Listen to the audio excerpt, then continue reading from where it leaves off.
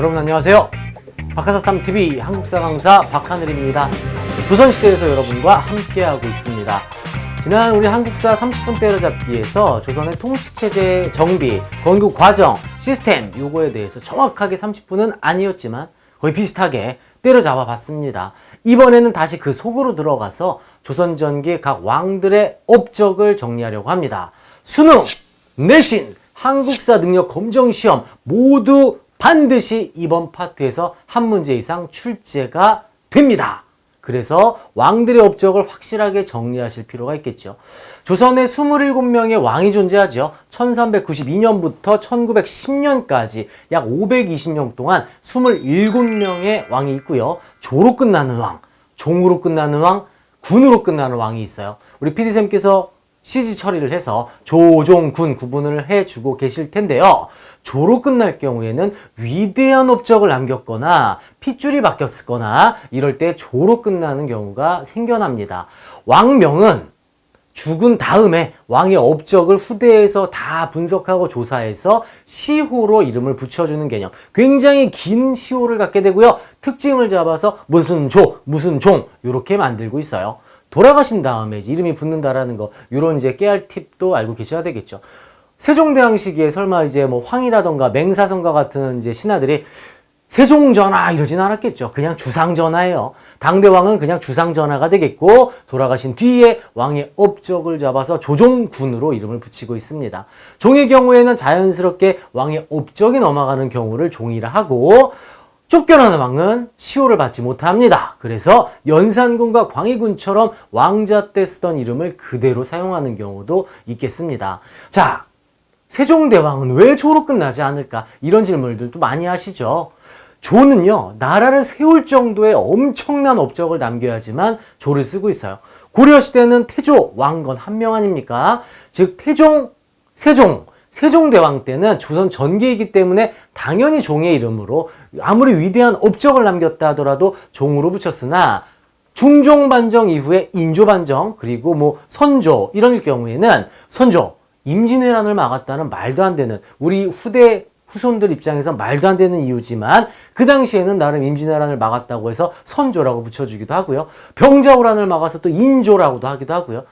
말도 안 되는 것들이 좀 많이 있습니다. 뭐 순조의 경우에는 고종이 왕이 된 뒤에 순종이었던 이 순종을 자신의 이제 직계 핏줄이다 보니까 조로 바꿔주면서 왕권의 정통성을 또 보여주고자 중간에 조로 바꾸는 경우도 생겨납니다. 이렇게 조와 종, 군 27명 왕의 순서는 반드시 기억을 하셔야 되겠고, 임진왜란을 기준으로 조선 전기에 있었던 왕들, 태조부터 전기 왕들 지금부터 정리를 시작해 보겠습니다. 자, 태조이성계부터 들어가야 되겠어요. 고려 말기에 기본적으로 신진사대부가 존재를 했습니다. 신진사대부, 급진개혁파와 온건개혁파로 나뉘어져 있었지요. 그리고 이 급진개혁파가 조선을 건국하게 되죠. 온건개혁파는 정몽주와 길제가 제거를 당하면서 이들의 제자들과 이들을 따랐던 사람들은 모두 지방으로 낙향을 하게 됩니다. 여러분 잘 기억하고 계셔야 돼요. 지방으로 낙향하는 경우. 자, 그리고 이때 조선을 세운 급진개혁파가 나라를 여는데 공로를 세웠다고 해서 개국공신으로 엄청난 권력을 획득하게 되죠. 그리고 태조가 즉위를 하게 됩니다. 태조 이성계가 조선의 왕으로 존재하게 되죠. 하지만 조선은 정도전이라는 신진사대부에 의해서 설계가 되었고 나라 시스템이 정비가 됩니다. 그래서 가장 중요한 태조 시기는 기본적으로 정도전의 재상정치로 운영됨을 기억하셔야 돼요. 정도전의 재상정치. 태조의 경우엔 나라를 세우고 수도를 한양으로 천도한 특징을 갖고 있죠. 한양, 천도. 그리고 순서는 맞지 않지만 조선을 세우기 전에 신진사대부의 힘을 키워주고자 세금 거둘 권리, 수조권을 나눠주게 되지요. 이를 과전법이라고도 합니다. 과전법. 나라를 세우고 한양으로 천도하고 과전법을 단행했던 태조. 문화적으로는 고구려의 천문도를 바탕으로 천상열차 분야지도라는 지도를 만들게 되죠. 천상열차 분야 지도. 자, 요게 이제 비교해서 문제 출제가 또 가끔 돼요. 천상열차 분야 지도가 어느 시기에 만들어졌는지 요렇게 생각해 보세요. 태조 이성계잖아요. 이성계. 요게 뭐예요? 요게 별성자 생각하시면 되겠네요. 별성자 이름에 별이 들어가네. 별자리 지도 만드는구나. 천상열차 분야 지도는 태조 이성계 때 만들어지게 됩니다. 자, 태조가 나라를 이렇게 처음 기틀을 세팅을 하고 정도전과 함께 나라를 운영을 합니다. 그런데 문제는 태조 이성계가 다음 세자 책봉을 막내 아들에게 왕의 자리를 주겠다고 발표를 하였고요. 이에 경노한 이방원이 왕자의 난을 일으키게 됩니다. 굉장히 중요한 사건이죠. 왕자의 난이 일어났어요. 그리고 이 왕자의 난 때 이방원은 첫째형을 제거함과 동시에 권력의 가장 위에 있었던 정도전을 제거하고 맙니다. 정도전은 바로 이 왕자의 난으로 제거당하고 재상정치는 역사의 뒤안길로 사라지게 되었죠. 아버지였던 태조를 왕의 자리에서 끌어내린 이방원, 스스로 왕이 될 경우 백성들에게 욕먹습니다. 폐륜과 같은 일을 저지르지 않았습니까? 어떻게 해야 할까요? 여론이 조용해질 때까지, 백성들이 까먹을 때까지 둘째 형에게 왕을 시키게 되죠. 이게 정종이에요. 그래서 정종의 특징은 요것만 기억하세요. 이방원의 둘째 형이다. 물론 시험 문제 당연히 출제 안 나오겠죠. 흐름 때문에 지금 정리하는 건데 이방원의 둘째 형이었다. 방원이의 말을 잘 듣는 형이었다. 이 정도 보시면 되겠고요. 딱 2년이 지나고 백성들이 잠잠해지자 이방원이 이제 형 이제 내놔. 알겠어 여기 있다. 왕을 물려주게 돼요. 태종 이방원이 즉위를 하게 되죠. 태종 이방원.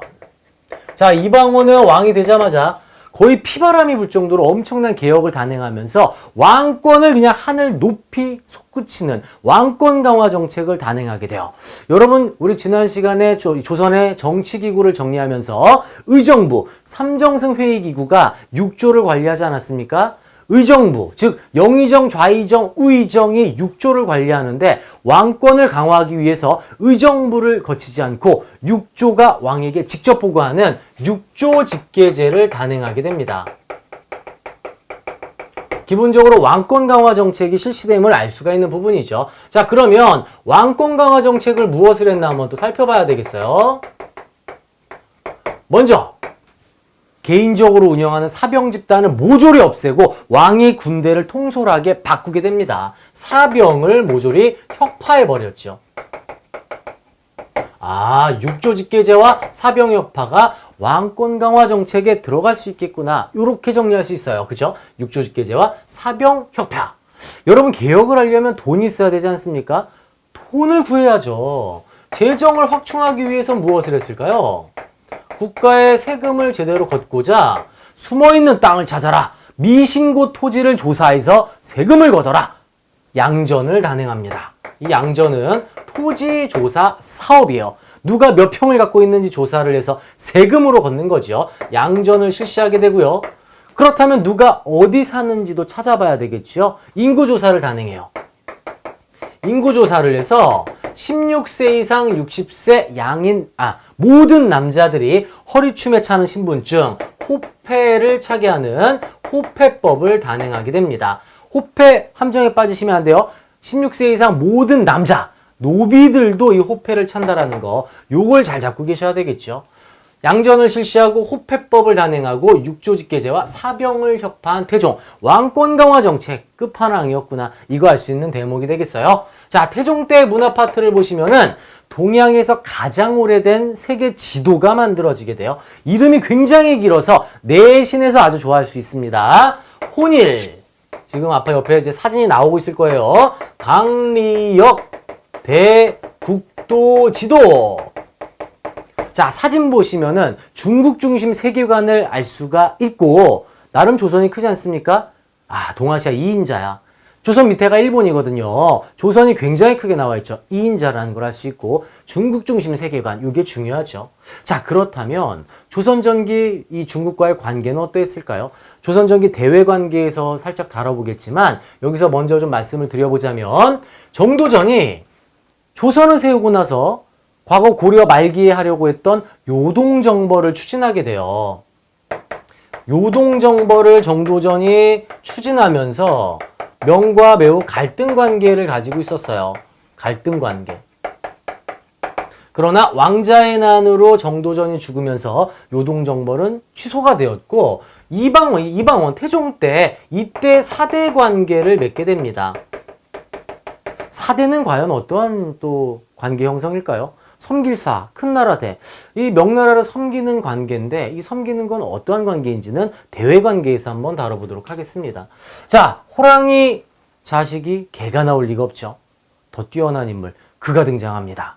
조선의 아주 중요한 대왕님, 세종대왕으로 이어지게 돼요. 세종대왕이 위대한 것은 기본적으로 태종의 강력한 왕권이 뒷받침됐다는 걸 알 수가 있죠. 이 태종의 경우에는 이러한 것을 하나 이제 뭐 사적으로 여러분 이제 그냥 편하게 들으시면 되는데, 세종이 왕이 되는 것을 이제 이방원이 모두 알고 있지 않습니까? 문제는 외척 세력들이 난립하는 걸 걱정합니다. 그래서 세종의 부인 가문, 세종의 부인, 이 부인의 친정아버지, 뭐 친정오빠 있지 않겠습니까? 모조리 제거합니다. 외척이 존재하지 못하게 만들었기 때문에 세종대왕 때도 아주 강력한 왕권이 존재했음을 알 수가 있죠. 세종대왕은 이제 여러 재상들을 등용해서 굉장히 일을 많이 시키는 걸로 또 정통이 나 있습니다. 황이라던가 맹사성과 같은 재상들을 진짜 죽을 때까지 부려먹고 유능한 인재들을 아주 열심히 일을 시키는 그러한 능력을 가지고 있었어요. 왕 자체가 바쁘고 또 믿음직한 신하들이 있기 때문에 육조직계제 바빠요. 일일이 이조 호조 명령을 받기가 바쁘죠. 그래서 의정부의 일을 다시 돌려주는 의정부 서사제로 이어지게 돼요. 자, 그리고 여기서 세종대왕의 키워드는 바로 이거예요. 우리나라 키워드 하나 잡고 정리하시면 조금 쉽게 들어갈 수가 있어요. 먼저 우리나라 영토가 세종대왕 때 완성이 되죠.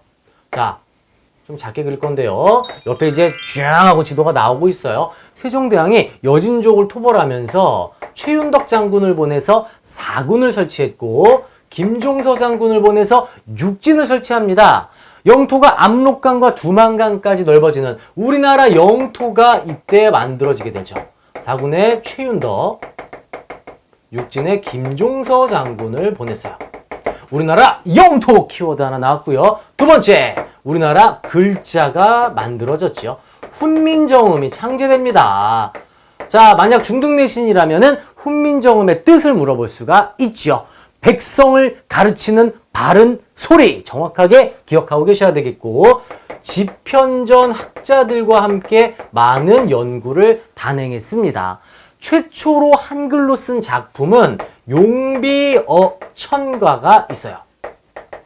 소위 말해 왜 육룡이 나르샤 있지요. 조선 왕조의 정통성을 강조하고자 한글 작품 용비어천가를 만들었어요. 이렇게 세 개 패키지로 묶어두시면 되겠습니다. 자, 우리나라 영토, 우리나라 글자, 그리고 우리나라 과학기술이 이어지게 되죠.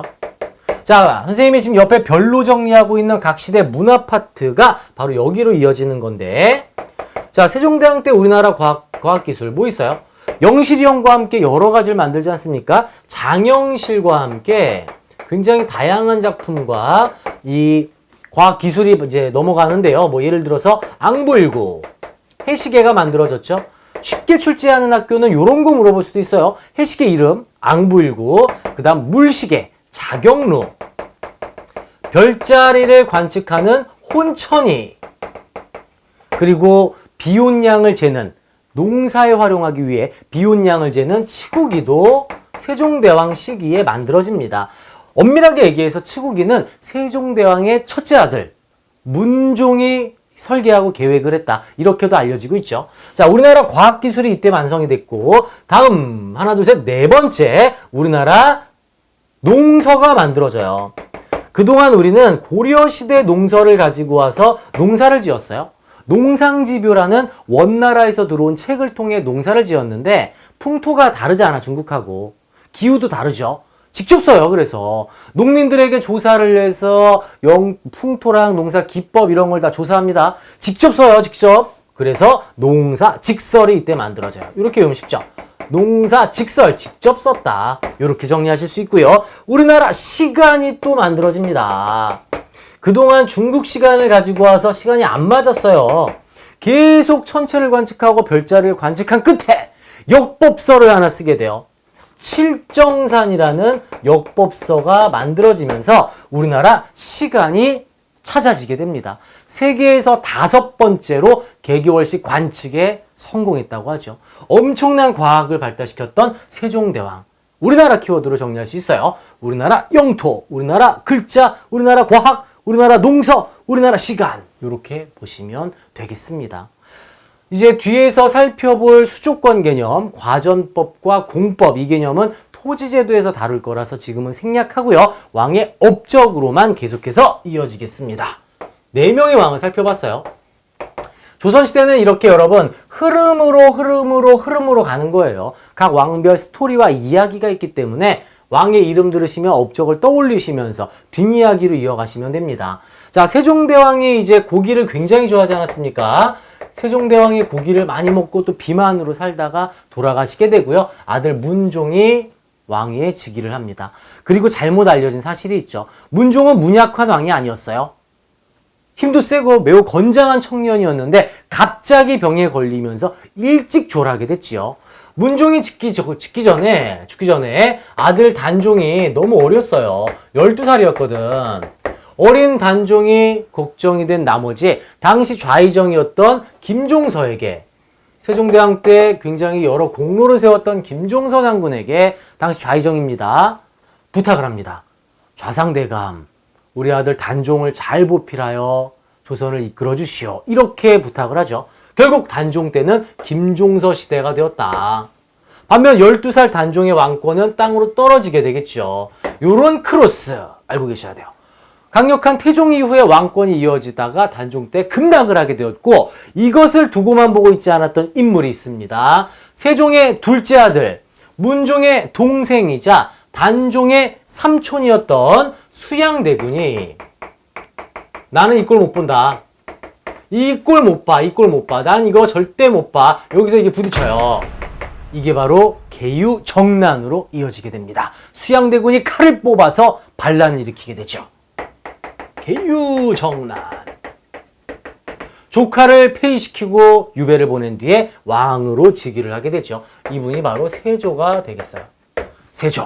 세조까지 이어진 상황입니다. 자, 세조는 땅에 떨어진 왕권을 다시 이렇게 올려야 되지 않겠습니까? 기본적으로 태종과 비슷한 특징, 6조 왕인 나한테 직접 보고하시오. 6조 직계제를 단행하고요. 세종대왕 때 만들어진 신하들의 이런 연구기관, 또 권력기구, 집현전 없애버립니다. 집현전 혁파! 그리고 세종대왕은 성리학적으로 조선을 운영하기 위해서 경연이라고 하는, 왕과 신하가 토론도 하고 함께 공부를 하는 경연을 활성화하고 있었는데, 여기 경연이라고 써놓을게요. 이거는 신하가 왕을 막 가르치는 거잖아. 이게 말이 돼요? 안 되죠. 그래서 세조는 경연을 없애버려요. 경연 혁파. 아, 왕권을 끌어올리고 있구나. 이거 하나 알 수 있는 부분입니다. 그리고 문화파트만 먼저 이야기를 나눠보자면, 문화파트는 경국대전, 조선 최고의 법인 경국대전 편찬 지시를 세조가 하게 되죠. 세조에서 가장 중요한 별 2개짜리는 바로 이겁니다. 계유정난. 혼자 반란을 일으킬 수가 없겠죠. 이 반란을 도와준 신하들이 있지 않겠습니까? 앞서서 여러분 쭉 보세요. 조선을 세울 때 도와준 신하들, 개국공신들 있잖아. 이것처럼 계유정난, 계유년에 일어난 이 반란을 목숨 걸고 도와준 신하들이 있어요. 여러분, 이건 영모기 때문에 걸려서 실패할 경우 혼자 죽지 않고 연좌제로 8촌까지 문제가 돼요. 엄청나게 끔찍한 벌이 처해지는데 목숨 걸고 도와주지 않았습니까? 이들을 우리는 정난공신이라고 하죠. 세조 입장에서는 얼마나 고마워요. 한명회를 비롯한 목숨 걸고 자기를 왕으로 만들어준 사람들, 이들을 엄청나게 등용을 하게 되죠. 이들이 바로 공로훈, 옛구, 훈구파로 성장을 하게 돼요. 즉 세조 때는 훈구파의 시대가 되었구나, 이렇게 줄 수가 있죠. 자, 훈구파는 그러면 어디에서부터 그 뿌리가 시작이 될까요? 정난공신들이 대다수였고요. 과거를 쭉 따라와 보시면은 개국공신들이 있네요. 개국공신. 이 개국공신과 정난공신, 이들의 후예가 훈구파를 성장했고, 반란을 일으키는 건 많은 사람들이 할 수가 없습니다. 목숨 걸고 하는 거라 소수의 훈구가 권력을 잡고 있구나. 이렇게 정리할 수 있습니다. 알겠죠? 자, 이어지는 이 예종 때는 기록이 많이 남아있지가 않아요. 역사가 굉장히 짧죠. 조선의 왕의 평균 나이는 약 38살입니다. 굉장히 일찍 돌아가셨죠. 왕의 하루가 굉장히 좀 안타까워요. 하루 종일 상소문을 써야 되고 일을 해야 되고 암살 위험에 노출되어 있고 막 스트레스 받고 그래서 일찍들 돌아가시는데요. 예종도 짧은 즉위를 거치고 돌아가셔서 기록이 남아있지 않아요. 이 예종의 짧은 기록을 통해서 영화가 만들어진 게 있습니다. 임금님의 사건 수첩. 이선균 씨가 예종으로 나왔던 그 영화인데요. 추리를 굉장히 좋아하고 좀 약간 독특했던 왕이었구나. 이렇게 하나 알 수 있겠죠. 그리고 예종 이후에 성종으로 들어가면서 세조의 강력해진 왕권을 바탕으로 기틀이 완성이 되었습니다. 한 가지 공통점이 있죠. 강력해진 왕권을 바탕으로 세종대왕이 있었던 것처럼 강력해진 왕권을 바탕으로 성종으로 이렇게 이어지는구나. 이렇게 정리할 수 있어요. 자, 칠판이 조금 부족하지만 성종까지 한번 이어가 볼게요. 성종은 기틀을 완성시켜야 됩니다. 그리고 이미 왕권이 안정화됐잖아요. 육조직계제를 다시 의정부 서사제로 돌리게 되고요. 집현전 대신에 우리 3사에서 왕에게 자문을 해주고 세자의 교육을 담당하며 경연을 주관했던 그 부서 홍문관 기억나시죠? 사간원 사헌부 홍문관. 집현전의 이름을 홍문관으로 바꾸면서 부활을 시켜요. 왕의 자문기구가 되겠습니다. 자, 이 노란색으로 계속 이어지는데, 자, 원래 이제 색깔을 맞춰야 되니까요. 홍문관은 흰색으로 다시 들어갈게요. 홍문관. 자, 그리고 경연을 부활시킵니다. 이 얘기는 뭘까요? 아, 성리학적으로 조선을 완벽하게 만들려고 하는구나. 이걸 하나 알 수 있는 부분이 되겠어요. 자, 그리고 경국대전이 이때 완성이 되죠. 선생님하고 현강에서 만나는 우리 제자들은 알 거예요. 리듬감 있게, 리드미컬하게 경국대전 완성 성종 이렇게 또 한번 정리했죠. 헷갈릴 수가 있으니까 경국대전 완성 성종 정리 반드시 하고 계셔야 되겠어요. 자, 여기서 별 2개가 들어오지 않았습니까? 훈구파. 훈구가 모든 권력을 가지고 세습을 시킵니다. 훈구가 시간이 지나면서 성종 때 부패를 하게 되죠. 성종은 이 꼴을 보기가 싫은 거예요. 아, 이거 훈구 이거 부패했는데 어떻게 막을 수 있을까? 고민을 하다가 지방으로 눈을 돌리게 됩니다. 지방에 누가 있을까요? 가볼까요? 자, 그들이 몰려옵니다. 지방으로 낙향했던 이들, 지방의 중소지주로 살면서 열심히 성리학을 공부하는 이들, 온건개혁파의 후예, 이들이 지방에서 이걸로 성장하고 있어요. 선비들이 숲을 잃을 정도로 빽빽하게 들어차져 있다. 살림으로 성장을 하고 있었고 이들을 성종이 중앙정계로 이끌게 됩니다. 아, 살림이 진출하는구나. 첫 진출! 이거 중요하죠. 살림의 첫 진출. 왜 들어왔어? 훈구 견제시키려고. 어디에 등용시키면 견제할 수 있겠어요? 간쟁을 하고 비리를 감찰하는 3사에 등용을 시키면서 훈구를 견제시키게 되었죠. 여러분, 온건개혁파는 정봉주 길제는 충성이 목숨보다 더 중요했어요. 그 얘기는 굉장히 고지식하고 보수적이라는 얘기 아닙니까? 살림은 보수, 고지식의 끝판왕이에요. 지방에서 막 올라온 살림, 막 등용됐죠? 눈에 보이는 게 있습니까? 성리학적으로 어긋나 다 비리 감찰하고 잡아가야지. 훈구를 어마어마하게 견제를 하고 있었고 권력을 잡고 있던 훈구는 지방살림이 못마땅하겠죠. 그래서 성종 이후 연산군부터는 훈구의 공격이 시작이 됩니다. 이것이 살림의 화, 사화로 이어지고요. 사화부터 그 뒤에 나오는 살림의 시대는 다음 시간에 다시 한번 또 이어가도록 하겠습니다. 자, 오늘은 태조부터 성종까지 조선 전기의 기틀이 완성되는 이 과정과 왕권이 강해졌다가 반란이 일어나는 그러한 상황까지 전기의 문화 파트도 가볍게 한번 다뤄봤어요. 왕들의 이름 순서는 꼭 반드시 기억하셔야 되겠고요. 지금 정리한 이 내용들은 내신 수능 한능검에서 모두 다루기 때문에 확실하게 숙지하셨으면 좋겠습니다. 자, 오늘은 여기까지 마무리하고 다음 시간에 이 살림의 화, 붕당 정치를 한번 정리해보고요. 대외관계와 임진왜란 병자노란으로 이어지겠습니다. 조선시대에서 계속해서 기다리고 있겠습니다. 자, 그리고 여러분, 좋아요와 구독하기를 누른 분들 중에 한해서 댓글로 이메일을 알려주시면은 제가 이제 제 자체 교재 PDF 파일을 보내드리고 있어요. 댓글로 이메일 남겨주시고 구독하기 한 번만 눌러주시면 되겠습니다. 다음 시간에도 조선시대에서 기다리고 있겠습니다. 고생하셨어요.